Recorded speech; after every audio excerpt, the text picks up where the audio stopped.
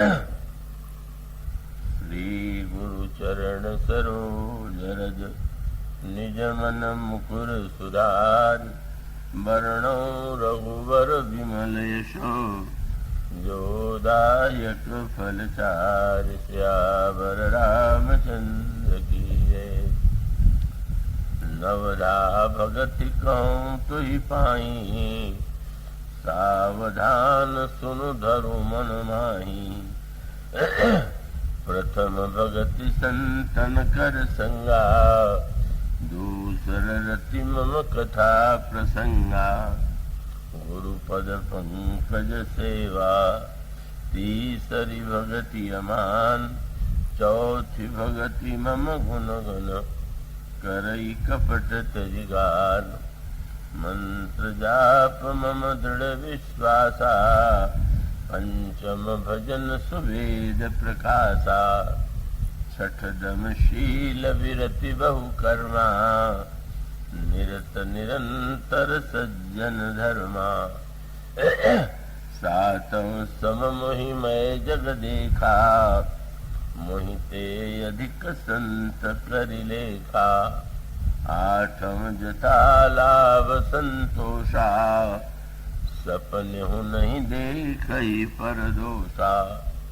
नवम सरल सब सन छल हीना मम भरोस किय हर सन दीना।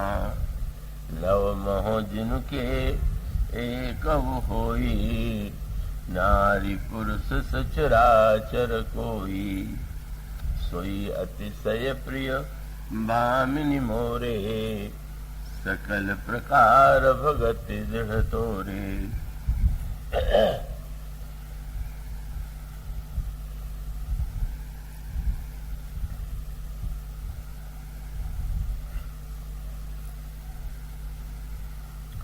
आज प्रभु की राजसभा के स्थान पर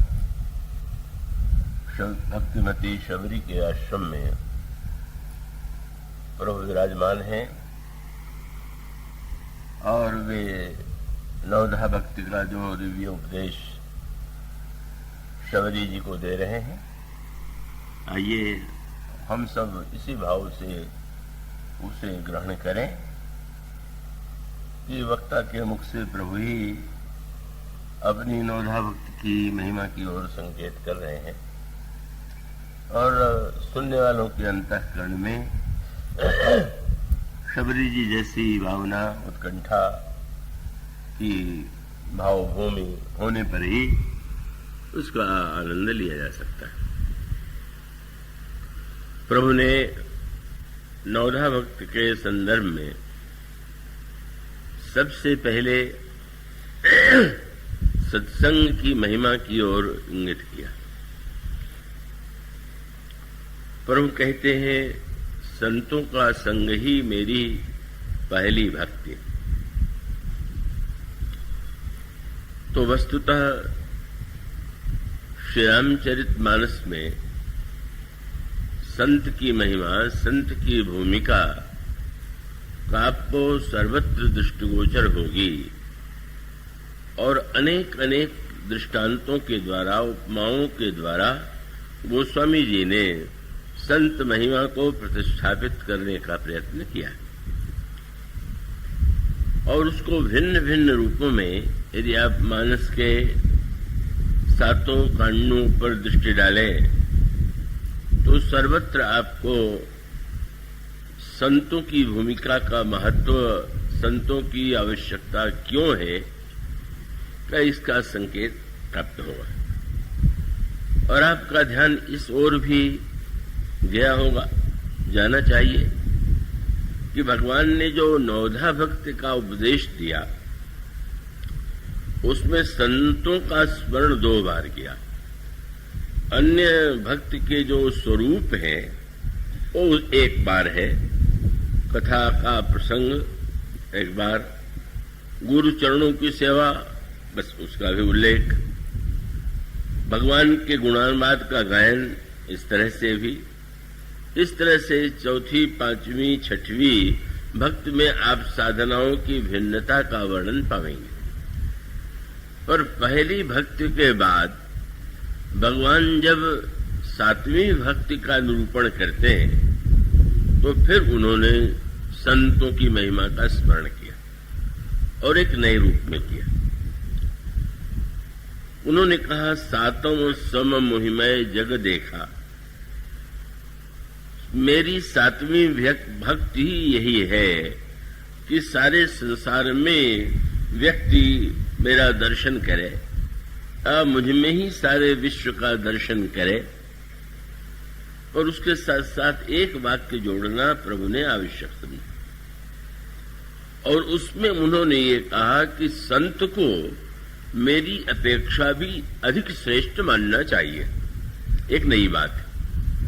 पहली भक्ति में तो केवल इतना मात्र है कि पहली भक्ति संतों का संग है, पर सातवीं भक्ति में प्रभु कहते हैं, सातों सम मोहिमय जग देखा और मोहिते अधिक संत कर लेखा। उसका तात्पर्य है कि संतों की महिमा का जो वर्णन किया गया है, प्रारंभ में उसकी उतनी अनुभूति नहीं होती है जितनी भक्ति साधना के सर्वोच्च स्थितियों में प्रवेश करते हुए संत का स्वरूप क्या है, संत की महिमा क्या है, इसका ज्ञान होता है।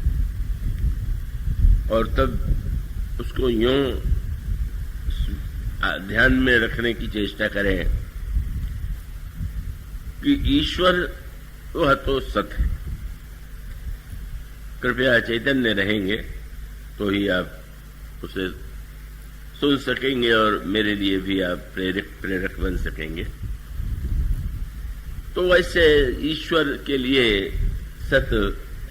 ईश्वर सत रूप है, सत्य रूप है, ऐसा बार बार कहा गया।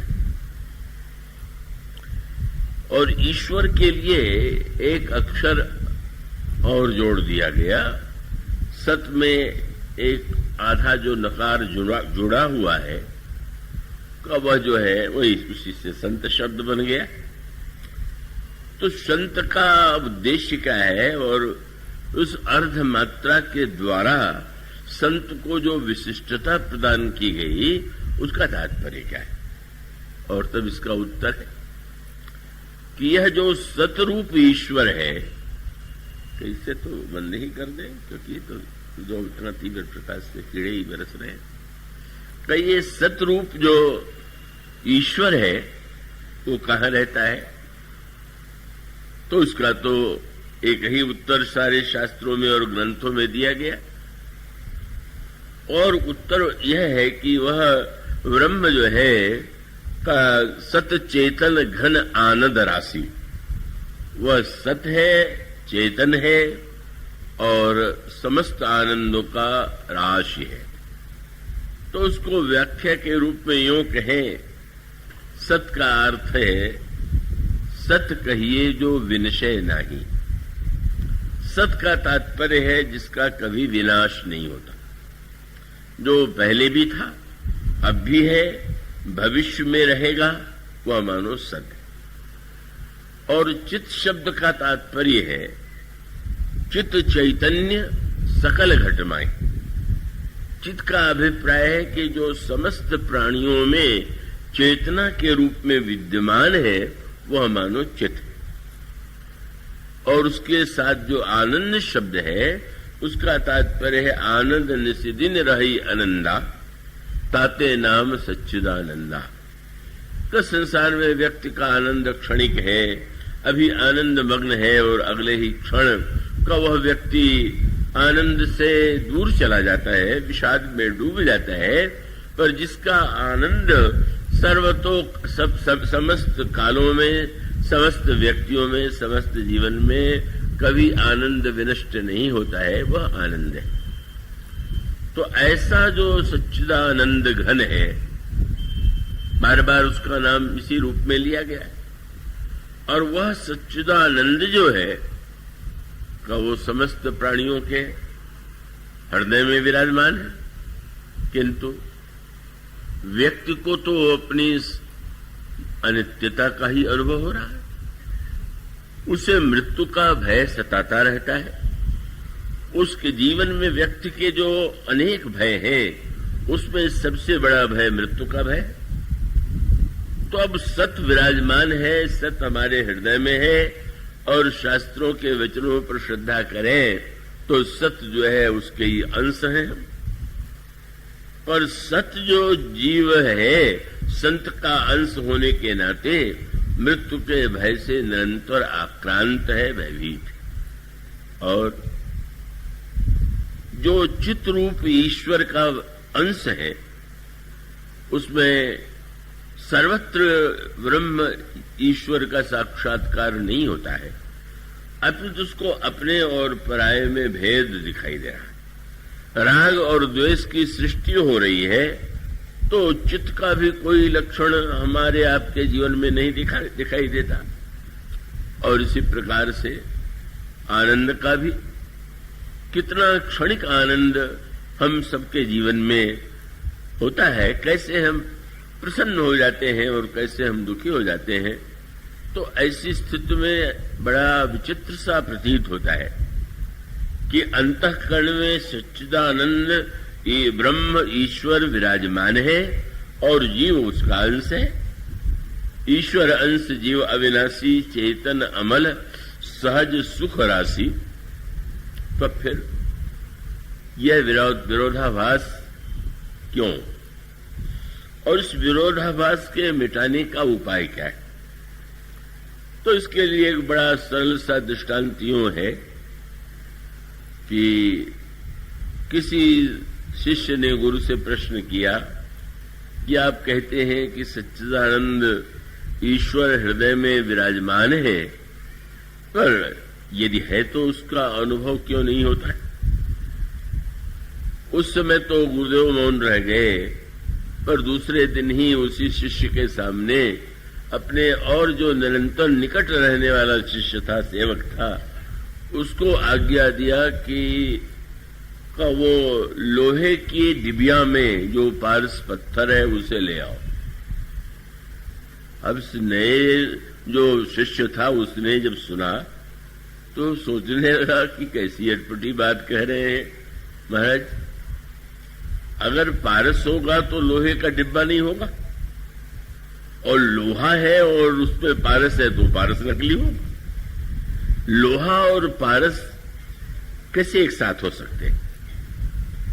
लेकिन जब गुरुदेव ने बुलाया और वो शिष्य लेकर के आया तो दिखाई पड़ा कि जो डिब्बी है वो तो लोहे की है, लेकिन जब उसमें उन्होंने खोला तो एक पतले से कागज में एक पत्थर लिपटा हुआ था, और उस पतले से पत्थर से के ऊपर जो कागज लिपटा हुआ था उसे उन्होंने हटा दिया, और हटाते ही वह जो लोहे का डिब्बा था सोने का हो गया।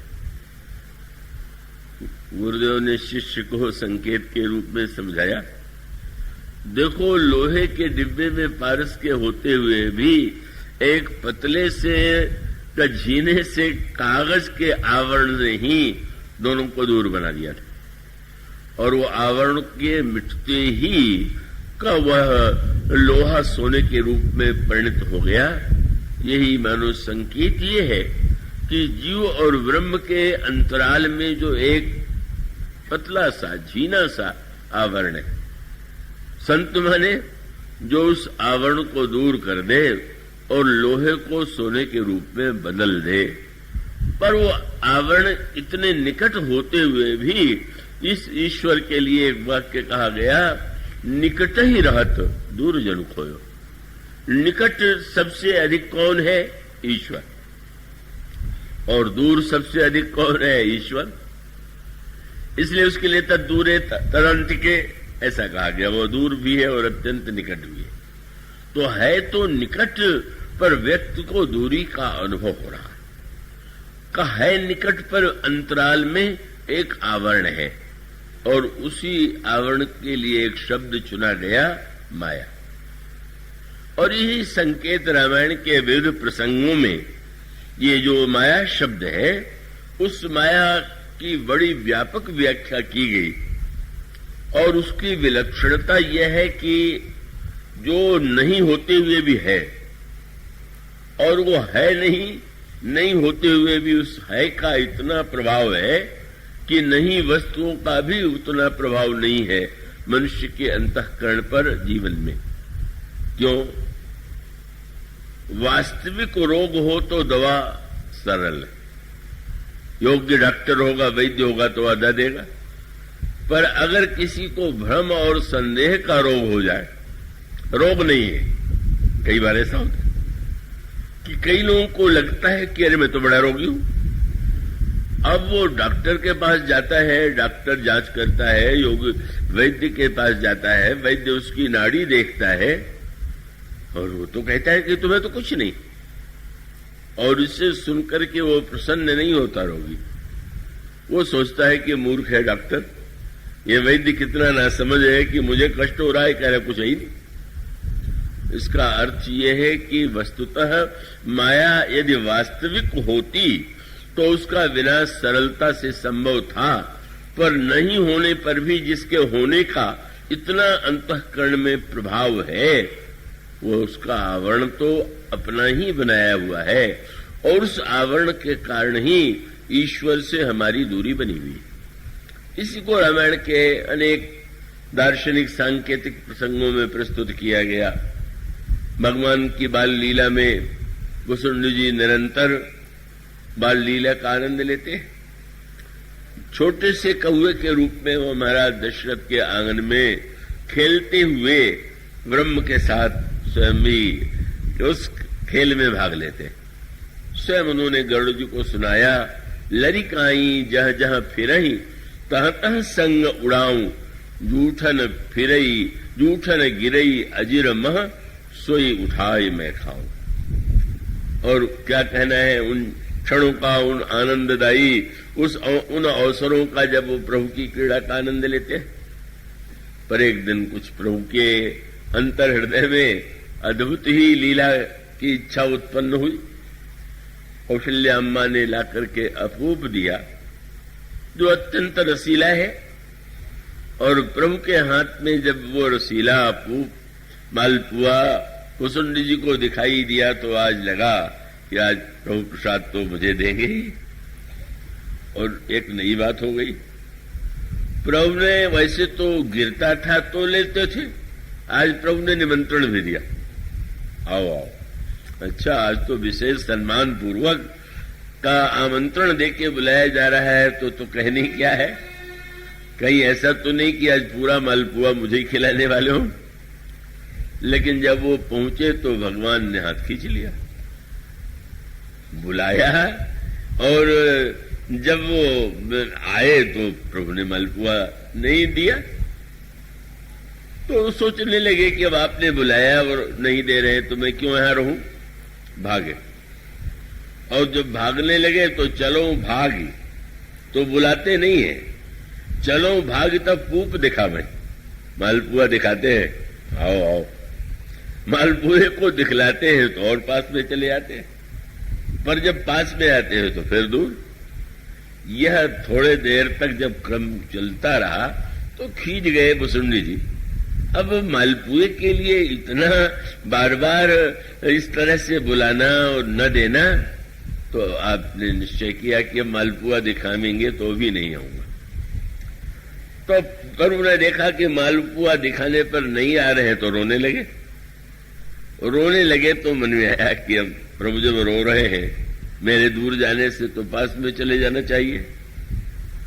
तो आप आ गए पास में आ गए तो हंसने लगे। लगा कि पास जाने से वसुंधरा के प्रसन्न होते हैं और दूर जाने से रोते हैं। पर फिर वही स्थिति, पास आने के बाद हंसे तो अवश्य, पर जब उन्होंने सोचा कि प्रभु के चरणों को पकड़े तो अब प्रभु ने एक अनोखा कार्य किया, भागने लगे। पहले वसुंधरा भाग रहे थे, अब भगवान भाग रहे। अब जब यह खेल चला और प्रभु नहीं दे रहे हैं तो वसुंधरा जी ने उस स्थिति का वर्णन करते हुए कहा, आवत निकट हंसहि प्रभु भाजत रुदन कराहि, जाऊं समीप गहन पद फिरी फिरी चितय पराय। भागते हैं, पर भागते हुए देखते हैं वसुंधरा जी को कि जब यह क्रम चला तो भक्त को बड़ा ही क्षोभ हो गया। इतने देर से कभी पास बुलाते हैं, कभी स्वयं भागते हैं, कभी हंसने लगते हैं, कभी रोने लगते हैं।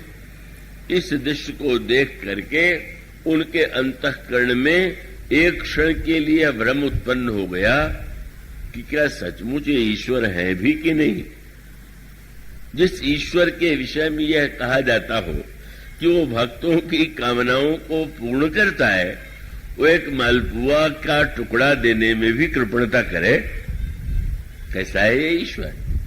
प्राकृत शिशु इव लीला देखि भयउ मन मोह, व्याख्या भी उन्होंने कर दिया। बोले दोष उनका नहीं था, दोष मेरा था। क्या? प्रभु कर रहे थे लीला और मैं ढूंढने लगा चरित्र। नाटक के मंच पर जो कार्य किया जाता है वो लीला है, और व्यवहार में जो किया जाता है वो चरित्र है। तो अब भगवान तो बच्चों जैसी लीला कर रहे थे, तो उन्होंने कहा मैं ढूंढने लगा ईश्वर की चरित्र को लेकर के।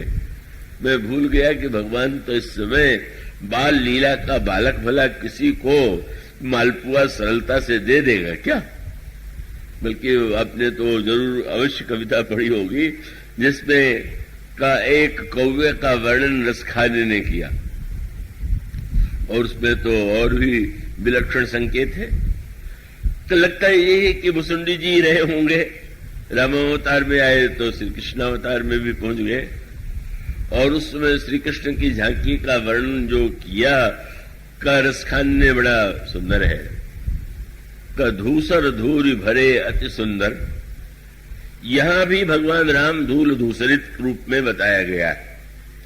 कौशल्या अम्मा ने प्रारंभ में जब उनको का पकड़ने के लिए दौड़ी, क्योंकि महाराज दशरथ भोजन के लिए बैठे हुए थे, कब प्रभु बुलाने पर भी नहीं आए, तो उस समय कौशल्या अम्मा जब पीछे दौड़ी तो भगवान जो है धूसर धूरी भरे तनाए, दौड़ते दौड़ते भूमि में गिर गए और मां कौशल्या जी गोद में ले आई। रसखान कहते हैं दृश्य यहां भी वही है। धूसर धूरी भरे अति सुंदर, और तैसी बनी सिर सुंदर चोटी, और दृश्य आंगन का ही है। खेलत खात फिरे अंगना, पग पैजनी बाजत पीरी कछोटी। दृश्य देखा, श्री राम भी आंगन में विहरण करते हैं। रसखान ने जब इस दृश्य को देखा तो वह छवि को रसखान विलोकत भारत काम कला निधि कोठी। कौआ पास में आया, पर वो पुराना उस अवतार का स्वभाव तो दिखाई नहीं दे रहा। वो तो बिल्कुल ऐसा लगा कि अब तो हम ये देंगे ही नहीं। भगवान ने तो राम के रूप में नित्य दिया था, एक ही दिन न देने की लीला की, पर भुसुंडी जी ने बहुत बढ़िया खेल किया। बोले भाई उस अवतार में देने वाले इसमें तो छीन करके ही खाने वाले, सब छीन लेते हैं, चुरा लेते हैं। तो रसखान कहते हैं कि इस कौवे ने क्या किया? बोले काग को भाग कहां कहिए, हरि हाथ ते ले गए वो माखन रोटी। झपट्टा मारा और उनके हाथ से लेकर के उड़ के चले गए। तो वो श्री कृष्ण की लीला का एक दूसरा रूप है का, जहां पर वो वैसा लगता है कि जैसे का वहां तो छीना झपटी का अनोखा खेल चल रहा है, और भुसुंडी जी ने उस रूप में प्रसाद ग्रहण किया। पर इस लीला में तो भगवान सर्वत्र बड़े उदार प्रतीत हो रहे थे, पर जब आज यह दृश्य दिखाई पड़ा तो मन में क्षोभ हुआ और भागे। बड़ा प्रसंग विस्तृत है। काकभूषुंडी जी को आशीर्वाद था कि कोई ऐसा ब्रह्मांड में स्थान नहीं है कि जहां पर वे पहुंच नहीं सकते। और उस सप्तावरण में पृथ्वी, जल, अग्नि, वायु, आकाश, प्रकृति, महत्तत्व, ये जो 7 आवरण हैं, उन 7 आवरण में उन्हें आशीर्वाद दिया था लोमश जी ने कि तुम सर्वत्र जा सकते हो। जहां वे गए वहां पर उन्होंने प्रभु का दर्शन किया। प्रभु ने, मुनियों ने भुसुंडी जी को यह बताने की चेष्टा की थी कि ईश्वर सर्वभूतमय है। ईश्वर तो समस्त प्राणियों के हृदय में निवास करता है, पर मुसुंडी जी को ये मत अच्छा नहीं लगता था कि ईश्वर सर्वत्र निवास करता है, समस्त प्राणियों के हृदय में निवास करता है।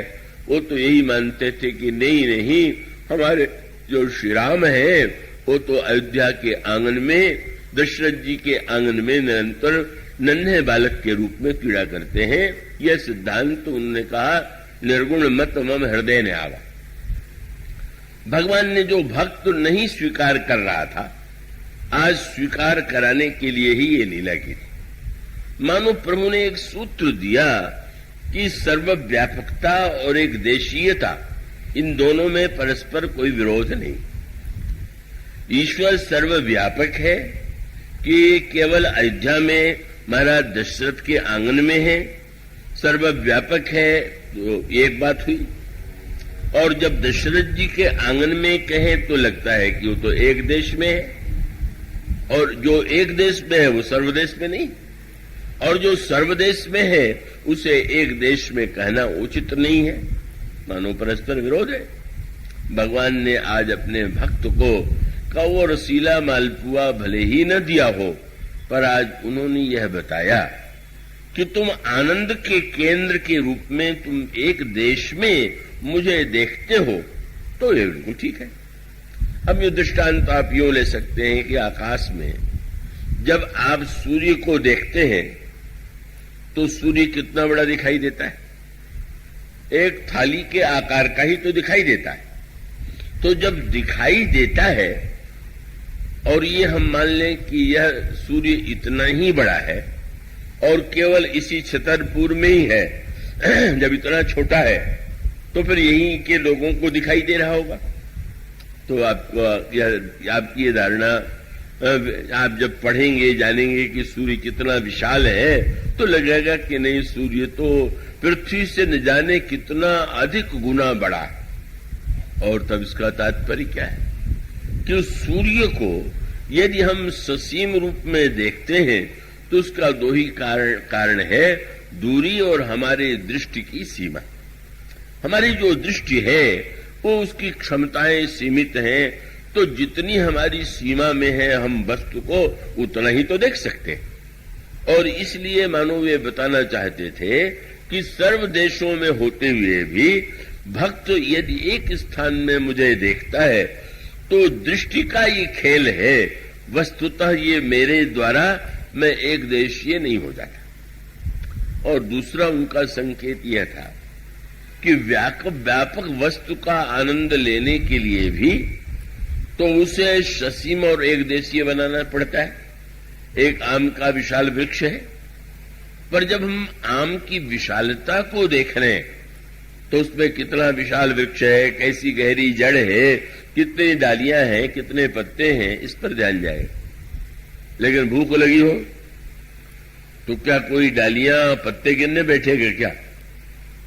वो तो अगर एक नन्हा सा आम का छोटा फल मिल जाए तो उसका रस लेकर के उसको जिस तृप्ति का अनुभव होगा वह डाल और पत्तों को गिन करके तो होगा नहीं। और इसका तात्पर्य है कि आनंद के लिए उस ईश्वर को हम एक देश में पा करके ही तृप्ति का अनुभव करते हैं, रस का अनुभव करते हैं।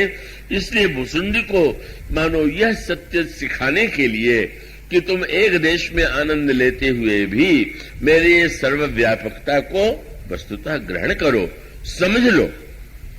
और उसके साथ साथ भगवान ने जो एक और सूत्र दिया जो इस संदर्भ में जिसकी आवश्यकता थी, और ये है कि भुसुंडी जी को पकड़ने के लिए भगवान राम भुजाएं फैलाए हुए और जहां तक वे जाते हैं वो भगवान राम की भुजाएं। तो गरुड़ जी ने ये कहा कि जब जहां आप गए वहां पर भगवान थे, भगवान आपको पकड़ना चाहते थे तो पकड़ क्यों नहीं पाए? और तब उन्होंने जो उत्तर दिया वो सांकेतिक उत्तर है। उनका हाँ, भगवान सर्वत्र तो थे, लेकिन चाहे जहां पे गया 2 अक्षर की दूरी बनी रही। और क्या 2 अक्षर, 2 अंगुल कहा उन्होंने। उनका सप्ताह वर्ण भेद करी, जहां लगी रही गति मोरी, गयऊं तहां प्रभु भुज ने रखी, व्याकुल भयऊं बहोरी। क्यों, ये 2 अंगुल कौन सा है? ये माया, ये माया शब्द का जो 2 अक्षर है, भगवान ने वसुंधरा को बताया कि सर्वव्यापक होते हुए भी जो जीव और मेरे हृदय में मुझ में दूरी है वो केवल 2 अंगुल है, और यह 2 अंगुल तो माया ही है। यह माया 2 अक्षर 2 अंगुल पर करोड़ों योजन में भी यह माया किस तरह से व्यक्ति को दूर बनाए रखती है, भगवान ने यह दर्शन वसुंधरा जी को कराया। और उसके पश्चात यही संकेत अनेक प्रसंगों में दिया गया। यह जो भगवान की माया कहते हैं, माया बड़ी प्रबल है। माया के बंधन में जीव बंधा हुआ है का मानो यूं कह लीजिए कि साधारणतया जादूगर भी जब कोई जादू दिखलाता है तो कुछ कैसा अनोखा दृश्य दिखा देता है कि बुद्धिमान दर्शक भी उसके जादू का रहस्य नहीं समझ पाता। ठीक इसी प्रकार से कि यह जो माया शब्द है, 2 अंगुल की दूरी, करोड़ों योजन की यात्रा आप कर सकते हैं, करोड़ों किलोमीटर की यात्रा कर सकते हैं। चंद्रमा और मंगल चंद्रमा तक पहुंच गए हैं और शायद आगे पहुंच जाएं, लेकिन ये 2 अंगुल की दूरी तो बनी ही रहेगी। और ये 2 अंगुल माया ही है। और इस माया को निवारण करने के लिए भगवान ने बड़ी अनोखी बात कही, गीता में भी और रामायण में भी। क्या? उसका उत्तर यही है कि वह जो माया है का वो वस्तुतः भगवान कहते हैं, पूछा गया महाराज ये आपकी माया से पार पाने का उपाय क्या है? तो भगवान ने कहा देवी हेसा गुणमयी मम माया दुरत्यया। तब बोले मामे वे प्रपद्यन्ते माया मेताम तरन्ते। जो मेरी शरणागति ग्रहण करते हैं वही इस माया के आवरण को दूर कर सकते हैं, माया को पार कर सकते हैं। माने कुछ नहीं। नारद जी के प्रसंग में क्या उत्तर आता है, क्या संकेत आता है? नारद जी को जब भगवान ने क्षीर सागर से विदा किया और भगवान को ये लगा कि नारद के हृदय में काम को जीत करके अभिमान आ गया है, इस अभिमान को दूर करना है, तो भगवान ने क्या किया? जब वो नारद जी चले तो एक नगर दिखाई पड़ा। अब ये नगर क्या वास्तविक था क्या? आप इस पर विचार करके देखिए कि जब वो चलते हैं तो दिखाई देता है कि एक विशाल नगर है और उस नगर में शील निधि नाम का राजा है, उसकी पुत्री का नाम विश्वमोहिनी है। और नारद जी उस नगर में प्रविष्ट होते हैं। इतना बड़ा महापुरुष तत्वज्ञ का वह व्यक्ति उस नगर में प्रविष्ट हुआ और उसका उत्तर क्या है कि जब तक वो भक्ति भावना में स्थित थे तब तक उनके जीवन पर कोई प्रभाव नहीं पड़ा, दुर्गुणों का भी नहीं पड़ा, काम ने आक्रमण किया तो भी नहीं पड़ा। पर जब वे ईश्वर के स्थान पर अपने को ब्रह्मचारी, अपने को योगी, अपने को दुर्गुणों का विजेता मानने लगे तो बस का वो माया शब्द की व्याख्या लक्ष्मण जी ने पूछा, प्रभु आपकी माया रहती कहाँ है? वो कौन है? तो प्रभु ने कहा वो रहती कहाँ है? मैं और मोर तोर तय माया, यही बस कीने से जीव निकाया, मैं और मेरापन मैं आया और ईश्वर का दर्शन जीवन से दूर चला गया। यही अहम आया। और अहम आने पर माया नगर के उस राजा के नगर में गए, उसने अपनी कन्या का हाथ दिखलाया। देख करके नारद जी ने इतना अद्भुत हस्तरेखा उसकी जब देखी, इतने विश्व में उन्होंने इतने लोगों की हाथ की रेखा देखी पर ऐसी हस्तरेखा तो कहीं नहीं थी। क्या देखा कि अरे जो यही बरई अमर सोई होई, समर भूम ते जीत न कोई। जो उन्होंने अगले देखा कि बस ये कन्या जिससे विवाह करेगी वो सारे संसार में पूज्य होगा, जिसका वर्ण करेगी वह अमर हो जाएगा। जो यही बरई अमर सो होई, समर भूमि ते जीतन कोई। संसार में उसे कोई हरा नहीं पावेगा। से वही सकल चराचर ताही, सारे संसार के जीव उसकी सेवा करेंगे जिसका यह कन्या वर्ण करेगी। यही फल उल्टा हो गया। हस्तरेखा में लिखा ये हुआ था कि जिसमें इतने गुण होंगे उसको ये कन्या वर्ण करेगी, और उन्होंने मान लिया जिससे विवाह कर लेगी उसमें इतने गुण आ जाएंगे तो फिर दूसरा क्यों, मैं ही क्यों न विवाह कर लूं। और विवाह करने के लिए सुंदरता चाहिए, सुंदरता के लिए भगवान का स्मरण किया। स्मरण करने के बाद भगवान ने बंदर की आकृति दे दिया। स्वयंवर सभा में उस राजकन्या ने भगवान के गले में जयमाल डाल दिया, भगवान लेके चले गए। बड़े व्याकुल हो गए नारद जी, और जब रुद्रगणों ने कहा कि अपना मुंह जाकर के शीशे में तो देखिए, अब शीशा कहां ढूंढे ब्रह्मचारी जी, वो तालाब था, जाकर के उसी में मुंह देखते हैं। और जो ही बंदर की आकृति देखी भगवान पर क्रोध आ गया। मैंने सुंदर बनाने के लिए कहा, उन्होंने बंदर बना दिया। कितना ईर्ष्यालु ये भगवान है। और तब निश्चय कर लिया कि देहों शाप की मरियों जाई, या तो मैं शाप दे के उन्हें दंड दूंगा या आत्महत्या कर लूंगा। क्यों? बोले जगत मोर उपहास कराई, संसार में मेरी इस तरह से हंसी उड़वा दी इन्होंने। भगवान ने उनके बिल्कुल हंसी उड़ने नहीं दिया था। उस समय तो स्वयंवर सभा में जब वे गए थे तो भी सबने नारद को नारद ही देखा। नारद जानी समय सुरनावा, पर उनको लगा कि सब लोग मेरे ऊपर हंस रहे। और जब आप चले तो बीच में ही भगवान मिल गए। और मिले तो कैसे मिले? तो एक और लक्ष्मी जी, दूसरी ओर वही विश्वमोहिनी। नारद जी ने जब देखा इतना क्रोध आया, कितना बुरा व्यवहार है, जिससे मैं विवाह करना चाहता था, ने विवाह कर लिया और मुझे जलाने के लिए और सामने खड़े। और जब भगवान ने पूछ दिया कि महाराज मुनि कहां चले, विकल की नहीं, मुनि जी बड़े व्याकुल लग रहे हैं, कहां जा रहे हैं? तो क्रोध की सीमा नहीं रही, सारा खेल खेला, इतना इस तरह से मेरे विरुद्ध षड्यंत्र किया और इतने भोले बन गए कि पूछ रहे हैं कहां जा रहे हैं। और फिर जो क्रोध आया, तो क्रोध आने पर फिर तो झड़ी लग गई। पहले तो भगवान की निंदा किया, निंदा करने के बाद जब श्राप दे दिया तो बहुत सुंदर वाक्य कहा। उसके बाद नारद जी को भगवान ने उपदेश दिया क्या? एक शब्द को समझ ने लिखा, ये जितना खेल था, न कोई राजा था, न कोई कन्या थी, न स्वयंवर सभा थी, न विवाह था। नारद जी सबको सत्य मान बैठे और भगवान ने क्या किया? बोले तब हरि माया दूरी निवारी, माया को बस जो ही कहा तो नहीं तह रमा न राजकुमारी। अब जब देखते हैं तो लक्ष्मी भी नहीं, विश्वमोहिनी भी नहीं।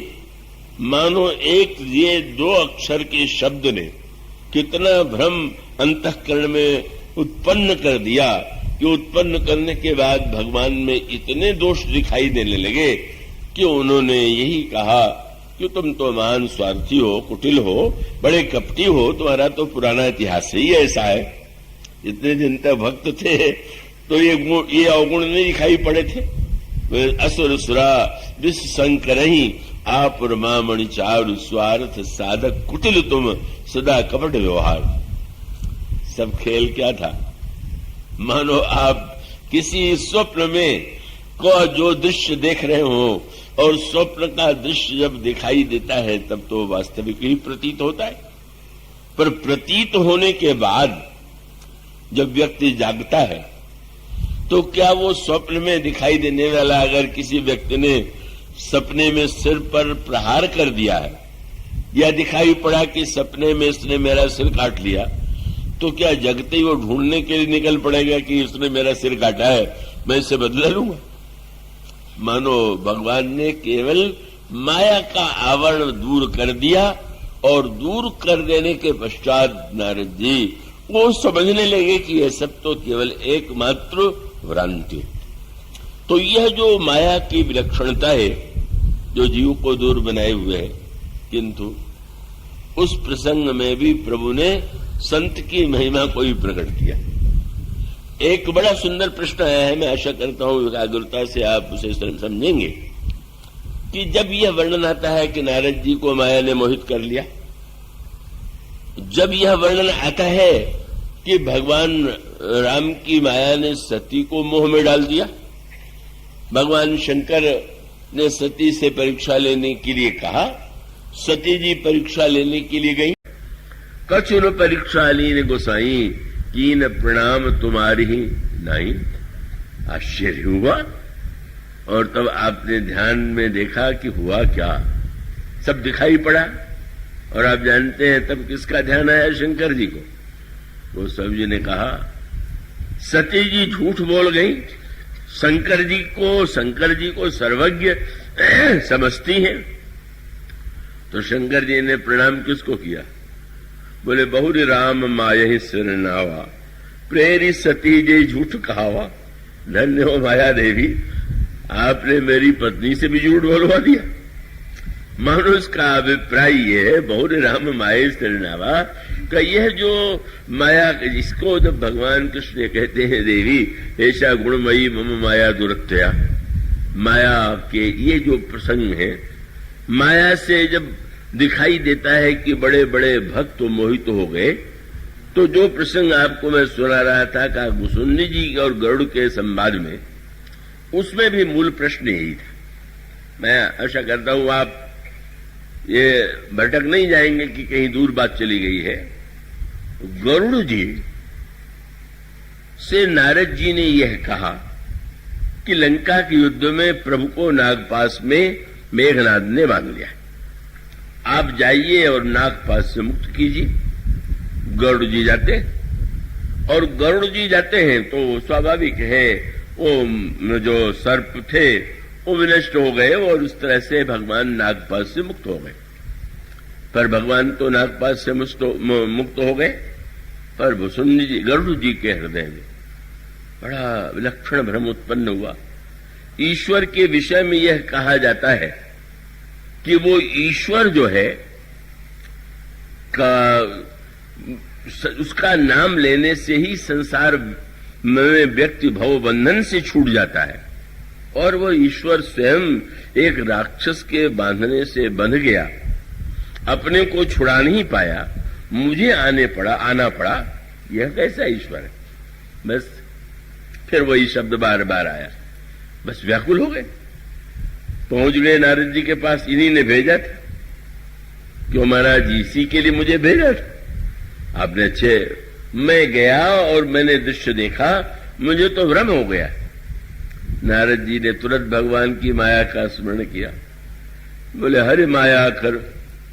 बस वो अब ये जो हरि की माया है वो बड़ी प्रबल है, और साथ साथ यह भी ब्रह्मा ने भी माया का नाम लिया।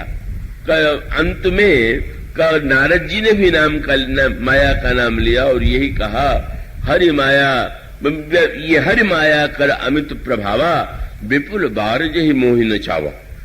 यह माया अनेक अनेक बार मुझे नचा चुकी है। ये कहा गया कि यह जो माया है सोई व्यापी विहंग पतितो ही, वही माया का चक्र आ गया है। और तब यहां जो सूत्र रामायण में दिया गया बड़े महत्व का है। इसको यूं कह लें कि अगर बड़े से बड़े भक्त को भ्रम हो जाता है और संसार के अन्य जीव भी भ्रम में पड़ जाते हैं, तो फिर भक्त संत में और जो अज्ञानी जीव हैं उनमें अंतर क्या? जब नारद जी को हो गया और गरुड़ को हो गया और भुसुंडी सर्वत्र हुआ, और इसका समाधान भुसुंडी जी ने किया। भुसुंडी जी ने भगवान की इस लीला का जब वर्णन किया तो यह बताया कि आप ये न समझिएगा कि इस चक्कर में आप पड़ चुके हैं, मैं भी पड़ चुका हूं। और तब उन्होंने उसका उत्तर भी दिया। वो उत्तर बहुत गहरा है और समझने योग्य। उन्होंने कहा कि जैसे संसारी व्यक्ति जब मायाग्रस्त होता है और कोई भक्त जब मायाग्रस्त होता है, तो दोनों में बहुत बड़ा अंतर है। और उसको एक अगर भौतिक दृष्टांत दें तो यूं दे सकते हैं, भीषण आंधी आवे और आंधी आने के बाद एक व्यक्ति वह है कि जो अंधा है और दूसरा व्यक्ति वह है कि जिसकी आंखें, धूल दोनों की आंख में भर गई। आंधी शांत हो गई, दोनों ने अपनी आंखें धोई, पर धोने के बाद जो आंख वाला था उसे दिखाई देने लगा और अंधे को न पहले दिखाई दे रहा था, बेचारे को न बाद में दिखाई दे रहा। तब उन्होंने सूत्र यह दिया कि वस्तुतः यह जो माया है कि ये संसार के समस्त जीवों के जीवन में परिव्याप्त है। मैं और मेरेपन के रूप में, तय और तेरेपन के रूप में, भेद बुद्धि के रूप में इतने निकट रहते हुए भी इस माया के कारण, चाहे उसे पतला आवरण कह लीजिए, चाहे 2 अंगुल कह लीजिए, चाहे अज्ञान कहिए, चाहे भ्रम कहिए, चाहे जादूगरी कहिए, वही जीव को ईश्वर से दूर बनाए हुए। तब उस समय भुसुंडी जी ने तुरंत ये बताया कि गरुड़ जी आप नहीं, मेरे साथ भी ऐसा खेल कर चुके। और सारे बात बताने के बाद फिर उन्होंने समझाया। और वो थोड़ा दार्शनिक प्रसंग है, पर अगर व्यवहारिक दृष्टांत दें तो उसका दृष्टांत यूं है कि एक व्यक्ति जीवन में रो रहा है और बहुत दुखी है, और एक व्यक्ति नाटक का जो सूत्रधार है, कोई नाटक खेलना है मंच पर, तो नाटक के मंच पर सूत्रधार ने कहा कि तुम्हें मंच पर रोना है, और रोना ऐसा है कि वो बिल्कुल लोगों को सजीव लगे। अब एक व्यक्ति जो मंच पर रो रहा है और दूसरा जो घर में रो रहा है, आंसू दोनों की आंख में, पर दोनों में अंतर है कि नहीं? अंतर। क्या? बोले एक के आंसू के मूल में सचमुच राग है, ममता है, कोई दुख है, और दूसरे के आंसू के मूल में न राग है, न ममता है, न तो दुख है। दूसरे के आंसू के मूल में सूत्रधार की आज्ञा से अपने को इस रूप में प्रस्तुत करना, मानो संकेत यह है। उन्होंने कहा, उसके लिए उन्होंने दृष्टांत दिया, हरि सेवक ही न व्याप अविद्या और प्रभु प्रेरित व्यापित ही विद्या। अविद्या माया से संसार के जीव ग्रस्त है, और यह जो भक्त है वो विद्या माया से प्रेरित है। और तब उसमें अंतर क्या होता है? बोले जो अज्ञानी जीव है वो बंधन में पड़े हुए निरंतर दुख की दिशा में बढ़ रहे हैं, और यहां भगवान जब भी किसी भक्त को मायाग्रस्त बनावेंगे तो उससे इतना अधिक आनंद आता है कि लगता है कि न माया का खेल होता तो ये सब समझ में कैसे आता। हरि सेवक ही न व्यापा विद्या प्रभु प्रेरित व्यापित विद्या, ताते नासन होई दास कर भेद भगत बाढ़ई विहंग भर। उससे भक्त के हृदय में और भक्ति बढ़ जाती है, प्रेम बढ़ जाता है, और उसको भगवान उस रूप में प्रस्तुत करके स्वयं भक्त को तो आनंद देते ही, भक्त के को माध्यम बना करके भगवान संसार के जीवों की समस्या का भी समाधान करते हैं। यही मानो वह सूत्र है कि यह जो जीव के ईश्वर के निकट रहते हुए भी जो जीव और ईश्वर को दूरी का अनुभव करा रही है, का उसमें संत की भूमिका क्या है? संत की भूमिका ही यही है कि भले ही संत मायाग्रस्त होता हुआ दिखाई दे, पर जब मायाग्रस्त दिखाई दे तो बाद में तो ऐसा अद्भुत आनंद आता है कि लगता है कि अरे ये तो बहुत ही अच्छा हुआ। नारद जी या गरुड़ जी, अब सोचिए, गरुड़ जी के जीवन में अगर भ्रम न होता, मोह और माया का प्रभाव न पड़ता, तो बहुत सुंदर बात कही भुसुंडी जी ने गरुड़ जी से। क्या आप मेरे पास क्यों आए हैं, आप जानते हैं? गरुड़ जी ने कहा, महाराज मैं तो अच्छी तरह जानता हूं। क्या? मेरे हृदय में संशय हो गया था, भ्रम हो गया था, उसके निवारण के लिए शंकर जी के कहने से मैं आया हुआ। बोले कुछ नहीं, आपको भगवान ने भेजा है। अब गरुड़ जी कहते हैं भगवान तो मुझसे मिले भी नहीं, उन्होंने कहा भी नहीं कि लंका में कहा हो कि जाकर के मुसुंडी से कथा सुनो। कहने लगे कि वो सामने तो नहीं दिखाई पड़े, पर माया के इस खेल के पीछे एक उद्देश्य था उनका। क्या? प्रभु ने यह संसार के जीवों के सामने भक्ति की महिमा का प्रदर्शन करने के लिए क्या किया? बोले महान तत्वज्ञ लोमस जी ने मुझे कौवा होने का शाप दे दिया, और शाप देने के बाद क्या मुझे अद्भुत सुख मिला कि मैं बन तो गया कौवा, लेकिन प्रभु ने ऐसा खेल किया कि कथा सुनने के लिए हंस मेरे पास आने लगे।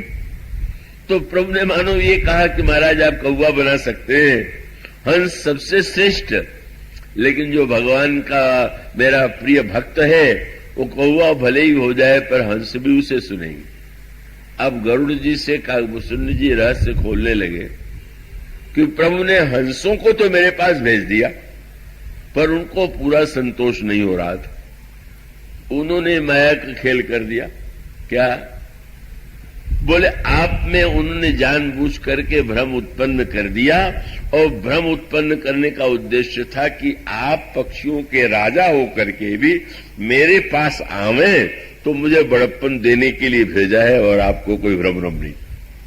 उन्होंने यही कहा कि आपने तुमने जो मोह कही खगसाई, दो बातें सो नहीं कछु आचर गोसाई, और दूसरी बात पठई मोह मिस खगपति तो ही रघुपति दीन बड़ाई मोही। कितनी भगवान की कृपा है कि इसी बहाने आपको मेरे पास भेज करके उन्होंने मेरे गौरव को बढ़ाया, और वह सूत्र रामायण में सर्वत्र है। यह जो संत है वह कौन है? और उसका दृष्टांत यूं कह ले कि जब जादूगर जादू दिखला रहा हो तो सब लोग चकित हो जाएंगे, लेकिन उन जादूगरों में से जो जादूगर का चेला है, उस चेले की विशेषता क्या है? जब वो खेल देखता है तो खेल का भी आनंद लेता है, पर मन ही मन वो कहता रहता है वाह गुरुजी क्या चक्कर आपने चलाया है, कि सब बेचारे भ्रम में पड़ गए। मानो नट कृत विकट कपट खगर आया, नट सेवक ही न व्यापी माया। जो नट सेवक है उस पर माया का प्रभाव नहीं पड़ता है। यह संत कौन है?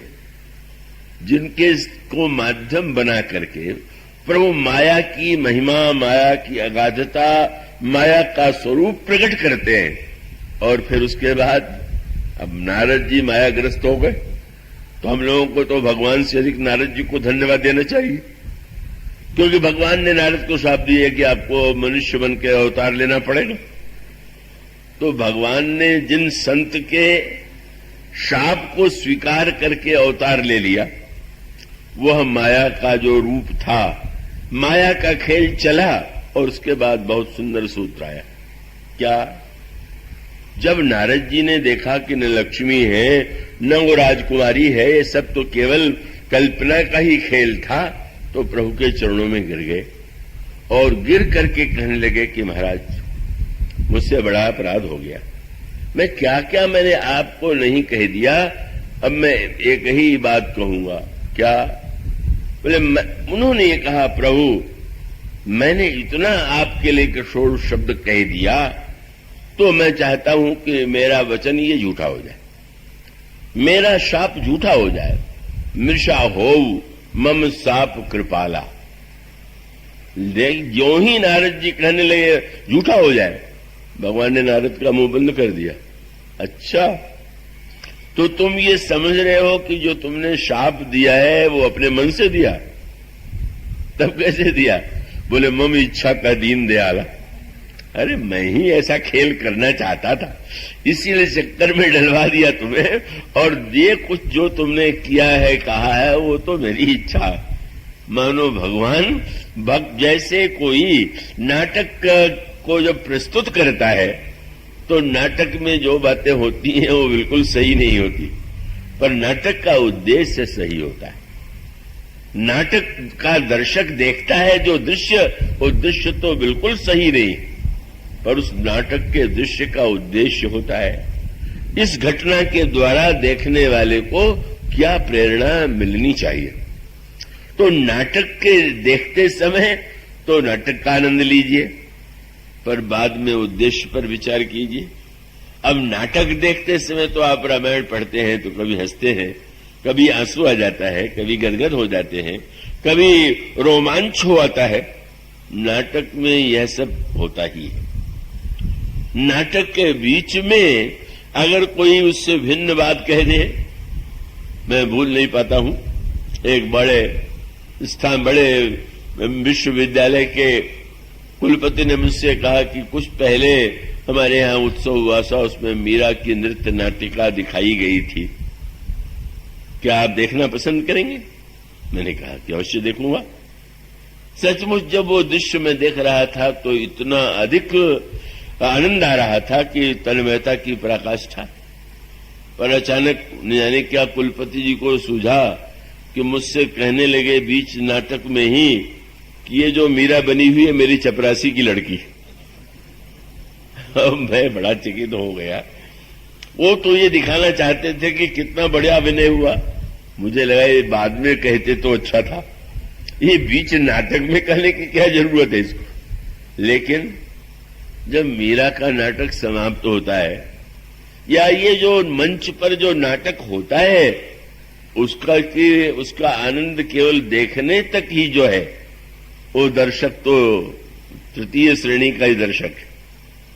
आजकल चलचित्र में बहुत लोग जाते हैं और जब इसको अपना वो मानते हैं कि यह जो नायक है, नायक जब वो खलनायकों को पीटता है, जीतता है, तो ताली बजाते हैं। ताली बजा के अपनी प्रसन्नता प्रकट करते हैं। क्यों करते हैं? जानते हैं कि जीवन में तो कभी ऐसा हो नहीं पाएगा, चलो नाटक में ताली बजा के खुशी प्रकट कर। सार्थकता तो तब है कि नाटक देखने के बाद यह प्रेरणा मिले कि हमें जीवन में बुराई से लड़ना है, बुराई को परास्त करना है। वस्तुतः जीव और ईश्वर के बीच में जो केंद्र बिंदु है, जिसको माध्यम बनाकर के भगवान अपनी लीलाएं, अपनी माया का रहस्य प्रकट करते हैं, वही वस्तुतः संत है। और इसलिए भगवान मानो ये बताना चाहते थे कि नारद जैसा संत का जब प्रसन्न हो जाए तो भी क्या कहना है, क्या आनंद है। वह संकेत बार बार आता है। भगवान चित्रकूट में विराजमान है। तदेवर्षि नारद स्वर्ग में गए और जब जयंत ने, जो इंद्र का पुत्र था, यह सुना कि भगवान साक्षात परब्रह्म परमात्मा ईश्वर चित्रकूट में विराजमान, तो विराजमान है तो स्वाभाविक रूप से मैं भी चल करके दर्शन का आऊं। पर दर्शन करने के लिए जब वो आया और उसने जो दृश्य देखा तो उसको तो कहीं ईश्वरत्व का कोई लक्षण नहीं दिखाई पड़ा। क्यों? भगवान राम को उसने देखा, चित्रकूट के वनस्थली में गए, पत्ते कोमल से कोमल तोड़ के ले आए, पुष्प ले आए, कुछ उस फटिक शिला पर भगवान ने पहले कोमल कोमल पत्ते बिछाए, फूल लाए थे तो उसके आभूषण गहने बनाए। बनाने के बाद सीता जी को जब पहनाने लगे, उनके मस्तक में तिलक लगाने लगे, उनके मुख का श्रृंगार करने लगे, जयंत को लगा यही ईश्वर है क्या? ऐसे दृश्य तो स्वर्ग में हम लोग करते ही रहते, कैसा ईश्वर है। और तब तो स्वामी जी ने लिखा कि अंत में जनक नंदिनी सीता के चरण में उसने चोंच का प्रहार किया, और चोंच का प्रहार किया तो सीता जी के चरण से रक्त की धारा निकली। रक्त की धारा निकलते देखते ही प्रभु ने एक सीख का धनुष लिया, सीख का बाण लिया और ब्रह्मास्त्र का स्मरण करके आपने जब उस कौवे के पीछे उस तृण रूप ब्रह्मास्त्र को लगा दिया तो ब्रह्मधाम स्योपुर सब लोका, फिरा भ्रमित भय व्याकुल शोका, काहू बैठन कहा नो ही, सकई को राख राम कर द्रोही, मां तो मृत्यु पितु समन समाना, सुधा होई विष्णु हरु जाना, मित्र करई सतिर पुके करणी, ताकह विबुध नदी वै तरणी, सब जगताई अनलहुते ताता, जो रघुवीर विमुख सुभ्राता। सारे ब्रह्मांड में भागता रहा। भगवान का यह जो वाण है वो पीछा करता रहा। भगवान का वाण साक्षात काल है। काल से बच करके व्यक्ति कहां जाएगा? किसी लोक में जाए, काल सर्वत्र है, काल विनष्ट कर देता है। चारों ओर जब भागा, अब अंतर देखें। भगवान के पास गया, भगवान का दर्शन किया, पर उसके मन में संशय, अश्रद्धा, भगवान के प्रति यह भावना उत्पन्न हुई कि यह तो विषयी राजकुमार है और भटक रहा है चारों ओर। और तब वह सूत्र आया। वही संत की भूमिका है। नारद जैसे संत जब प्रसन्न होते हैं तो भी, और जब क्रोध में आते हैं तो भी। नारद जी ने देखा जिस समय जयंत को, तो जयंत को देखते ही गोस्वामी जी ने लिखा, ईश्वर जो अंतःकरण में है वह दयालु नहीं है। आप लोग उसको अन्यथा अर्थ में न ले लीजिएगा। साधारणतः तो व्यवहार में ही कहा जाता है ईश्वर बड़ा दयालु है, पर जो जो कार्य संसार में होते रहते हैं उसको देख करके तो नहीं लगता है कि वो दयालु है। कितनी दुर्घटनाएं हो जाती हैं, कितनी अन्याय अत्याचार हो जाते हैं। वस्तुतः जो हृदयस्थ ब्रह्म है वो दयालु और क्रोध दोनों से ऊपर है।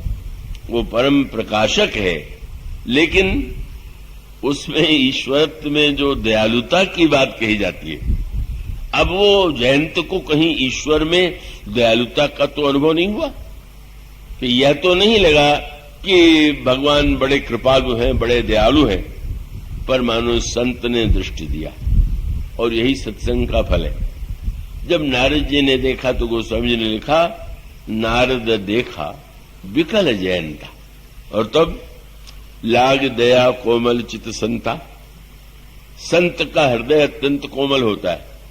ब्रह्म तो कूटस्थ है, वो कोमल कहां से होगा?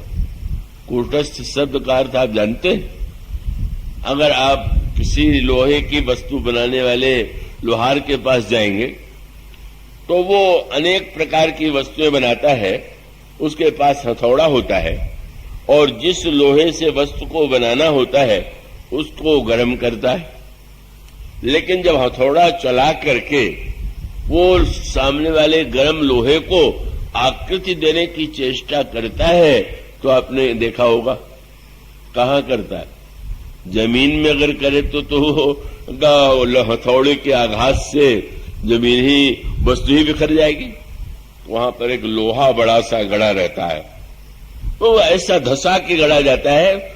उसी पर वह लोहार जो है, जो बना रहा है, उसी पर वह गरम गरम धातु लोहे की जो वस्तु, लोह जिसको आकृति देना चाहता है उसको रखता है, हथौड़े से पीटता है और उससे वस्तु बन जाती है। कूटस्थ का अर्थ है निहाई। निहाई माने लोहार के यहां रहने वाला वो लोहा जो हिलता डुलता कुछ नहीं। तो वेदांत ने तो ये कहा कि ब्रह्म तो कूटस्थ है, बिल्कुल हिलता डुलता कहीं है ही नहीं। बन रहा है, चाहे जो बन रहा है, गर्मी है, वो पीटा जा रहा है, नई नई आकृति हो रही है, तब कमानो उसमें दया की सृष्टि कौन करेगा? जो संत है वो दयालु है। ब्रह्म जो है वो तो न कठोर है और न दयालु है। इसीलिए अध्याकांड में कहा गया, यद्यपि सम नहीं राग न रोसु, न वो किसी से प्रसन्न होता है न किसी पर क्रोध करता है, गहई न पाप पुण्य गुण दोषु। वो है सम। और ये भक्त है। संत कौन है? बोले पर दुख द्रवहिसु संत पुनीता। दूसरे के दुख से जिसके हृदय में करुणा का संचार हो जाए वही संत है। यही भगवान ने बाण लगा दिया, पर दया का उदय तो संत के हृदय में हुआ। इसलिए गोस्वामी जी ने वहां पर शब्द लिखा नारद के लिए, नारद देखा विकल जयंता, लाग दया कोमल चित संता।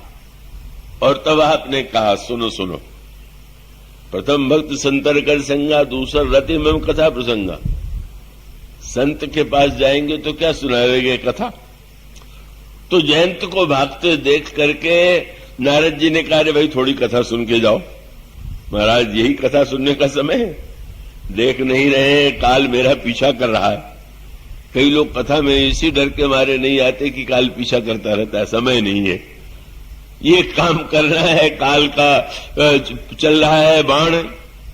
तो नारद जी पीछे पीछे दौड़े। और कथा का अर्थ क्या होता है? कथा माने घटनाओं को सुना देना नहीं है, वो तो कहानी है, कोई बात कैसे हुई सुना दिया। कथा माने घटनाओं की व्याख्या, और व्याख्या माने उस घटना को आप जिस दृष्टि से देखते हैं, कथा सुनकर के उन घटनाओं को देखने की एक नई दृष्टि मिलती। और यही संत ने किया। पूछा तुम क्यों भाग रहे हो? महाराज प्रभु का बाण लगा हुआ है पीछे। क्यों लगा हुआ है? महाराज क्यों लगा हुआ? मारने के लिए। मैंने बड़ा अपराध कर दिया, श्री किशोर जी के चरणों में प्रहार कर दिया, इसलिए बाण मारने के लिए पीछे लगा हुआ है। कहां कहां गए? स्वर्ग गए, ब्रह्मलोक गए, शंकर जी के यहां गए, सब जगह गए। क्या हुआ? बोले महाराज बचाना तो दूर रहा, लोगों ने बैठने भी नहीं दिया। निकालो, चलो है जल्दी यहां से भागो। तो भाई तुम कहते हो कि बाण पीछे लगा हुआ था, क्यों लगा हुआ था? तुमको तो मारने के लिए। तो जब तुम्हें कोई बचाने वाला था ही नहीं, और जहां तुम गए वहां बाण गया, तो मारा क्यों नहीं? मानो संत जिज्ञासा उत्पन्न करता है, सोचो क्यों हुआ है ऐसा? महाराज मेरी समझ में नहीं तो यही कहा कि वस्तुतः तुम समझते हो कि मारना चाहता था, मारना चाहता तो उसी समय मार देता, तुम बच के कहां जा सकते थे। लेकिन वह तो तुम्हें निमंत्रण देने के लिए पीछे पीछे भाग रहा था कि कहीं जाओ, मैं सर्वदा तुम्हारे पीछे हूं, पर जिनके कर कमलों के द्वारा मैं संचालित हूं, उनके पास जाना ही सबसे सर्वश्रेष्ठ है। इसलिए यह मृत्यु, यह काल डर नहीं बल्कि निमंत्रण है। बस अंतर तो ये है। अंतर का अभिप्राय मृत्यु माने बड़ा दुख और संकट, और जिसको लगने लगा ईश्वर का निमंत्रण है, तो निमंत्रण है तो महाराज जाऊंगा तो, पर प्रभु पूछ देंगे कि तुमको यदि आना ही था तो गए क्यों? बोले प्रभु मैं गया कहां, मैं तो आपका प्रभाव देखने के लिए आया हुआ था। तो अपने घर में तो सबका प्रभाव होता है, मैं देख रहा था कि आपका प्रभाव कितना फैला हुआ। जाके देखा इंद्रलोक में, ब्रह्मलोक में, कैलाश में, सर्वत्र आपका प्रभाव व्याप्त है। महाराज ये तो कह दूंगा, पर अगर प्रभु ने पूछ दिया कि अब यहां क्यों आए हो, तो सीधे से कह देना कि प्रभाव देख चुका था, स्वभाव देखना बाकी है, इसलिए अब आपके पास आया वो। और सचमुच वह भगवान की शरण में चला गया। मानो जो काल सर्प से निरंतर आक्रांत जीव है, जो अपनी रक्षा के लिए निरंतर भाग रहा है, संत उसको भगवान की शरणागति की प्रेरणा देता है। संत क्रोध करता है तो भगवान को नीचे उतारता है, अवतार के लिए प्रेरित करता है। आप आइए, जीव की समस्याओं का समाधान आप स्वयं दीजिए, जिससे जीव जो है आपके चरित्र के द्वारा, आपकी लीला के द्वारा का सीख सके। समुद्र के किनारे हनुमान जी कहने लगे कि मैं बस जा रहा हूं, त्रिकूटाचल पर्वत को उखाड़ लाता हूं, रावण को मार डालूंगा, सारी सेना को मार डालूंगा, और पर्वत लेकर के श्री किशोरी जी को ले आऊंगा।